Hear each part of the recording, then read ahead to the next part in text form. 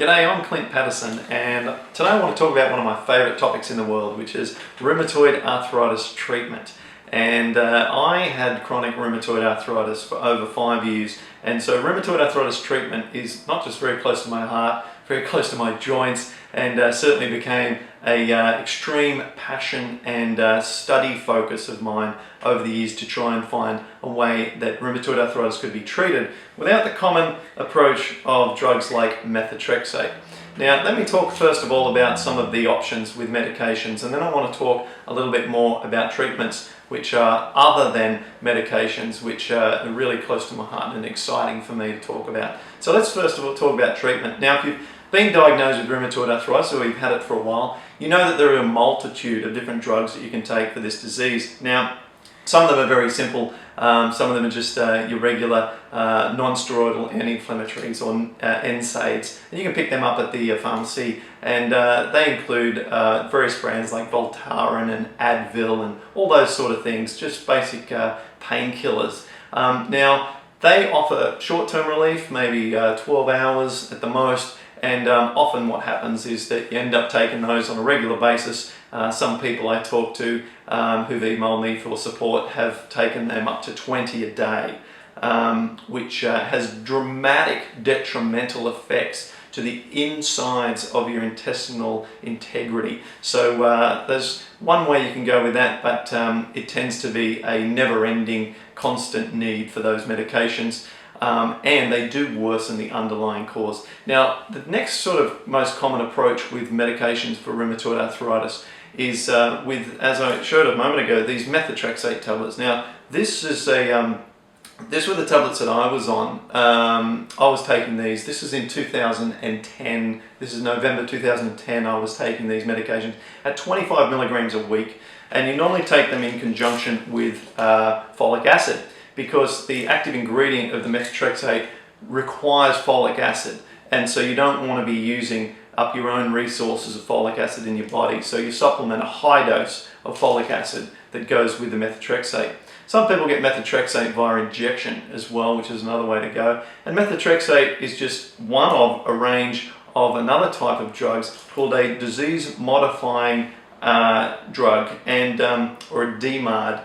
And those range of drugs include others like Plaquenil and a whole other range that fortunately I didn't end up on. So I'm not an expert in those, but I know that there's a lot of alternatives to methotrexate, and the methotrexate option works for some people for a period of time. It gave me great relief for about 6 months, and then I noticed that the effect of the drug started to wane. It was excellent at reducing my inflammation, particularly from the sort of the 3 to 4 week mark after I started taking it until 6 months, and then down the hill it went. But the side effects continued, and methotrexate's notorious for being very, very fatigue inducing. Now, rheumatoid arthritis, as I'm sure you know, if you've got this disease or you have a loved one or a friend who has this disease, causes great fatigue already. So on top of the pain, the inflammation, the frustration, you've also got this fatigue, which makes it very difficult to combat the disease. So that's a real pain or a real side effect of methotrexate, amongst many others, and some people have severe reactions beyond fatigue, which means they can't take it for very long. And then there's the biologics, which are the modern or the fancy and expensive new range of drugs like Enbrel and Humira and drugs like that. And some people do really well on these for several years until they start to wear off. So 3 years, for instance, can be achieved and doing well on drugs like Humira and Enbrel. But the side effects of some of these can be really bad, and when they don't work, they can really not work. So going on these drugs is a serious consideration for your health, for your long-term, for your longevity of life, because these things interfere with the way that your body is actually designed to work. However, let's not forget that it's very important to keep the inflammation in the body down, because when the body is attacking itself, which is happening with an autoimmune disease such as rheumatoid arthritis, the joints need to be protected for long-term safety, because once they end up bone on bone and the cartilage gets destroyed, which is the case with long-term aggressive rheumatoid arthritis, then your old age is going to be very, very difficult, and you're looking at joint replacements, or you're looking at chronic osteoarthritis with bone-on-bone kind of conditions. Now, there is an alternative. This is the exciting part of this talk that I wanted to present to you, because we all get told that there is no cure for rheumatoid arthritis, and once you get rheumatoid arthritis, you're on drugs for the rest of your life, and you're basically in a pain management existence. And it's not really the sort of thing that any of us ever have wanted to hear or ever dreamt that we would get told by a doctor. And it's something that I don't believe is a death sentence. I don't believe is a sentence to a life without hope.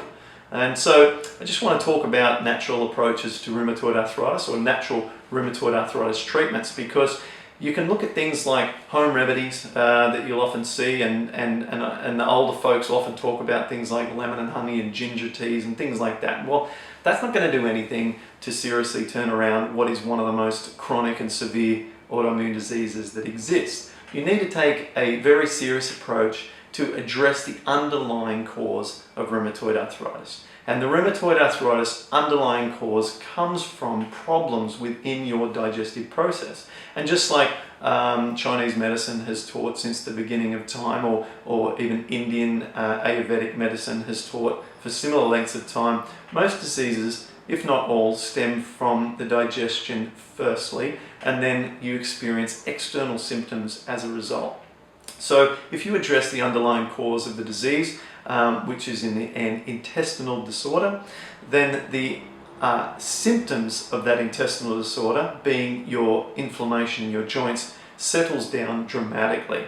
And following natural approaches that I both read about and also helped create myself through my own experimentation, I was able to get off my 25 milligram a week of methotrexate, and now don't have any medications at all. Certainly, in fact, I don't even take one single medication in over 12 months, and now my blood tests are back to normal again, and I'm able to resume a normal life. So how did I do that? Well, that's another video. This one has already gone on for a little while, and I appreciate you watching. But if you want more information right now, then you can go to my website, which is rheumatoidarthritisprogram.com, and learn a lot more about the natural treatments, especially the condition that I call blame. So go and check it out on the website, read about blame, and you'll learn about the underlying cause of rheumatoid arthritis and the natural rheumatoid arthritis treatment that I talk about. Thanks for watching, and good luck with your RA.